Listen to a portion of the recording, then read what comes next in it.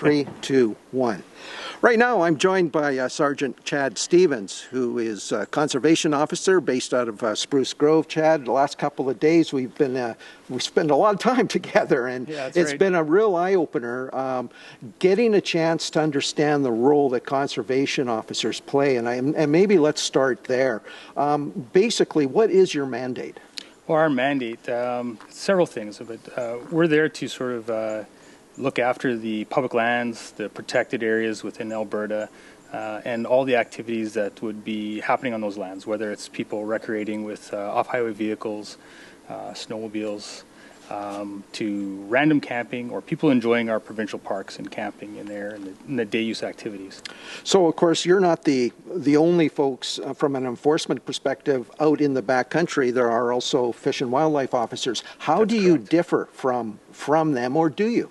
Yeah, well, our authorities and our mandates are very similar. The difference being is that, like I mentioned, sort of we focus on that recreational aspect that people might be out there camping, off-highway vehicle use.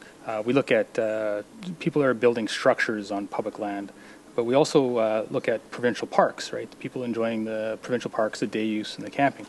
Whereas a fish and wildlife officer, they really focus on that, the resources, the hunting and the fishing, and they check the anglers and the hunters, and they deal with that aspect on the land base. That's not to say that you don't check. I mean, we just had an instance here where a couple of young kids came up from a lake, and lo and behold, they did not have or at least the individual did not have a fishing license. Yeah, that's correct. So our authorities are similar in that aspect, where we have the authority to check this legislation or these infractions that we come across, and there's an expectation, a public expectation, that we're not leaving these offenses or potential offenses go unidentified, right? So that if we do come across something, we deal with it, and then we have. Communication is key with our law enforcement partners and fish and wildlife, and we communicate back and forth constantly. It was just this year that you added to your ranks, I believe, about 20 new officers.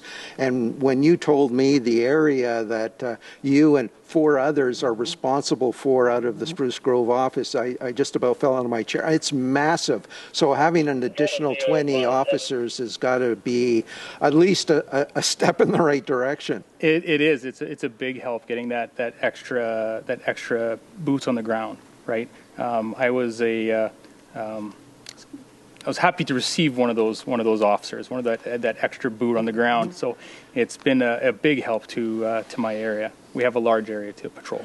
And is that representative really across the province in terms of the territory that you guys are responsible for? Yeah. A lot of our districts are fairly large in scope. Yeah. All right.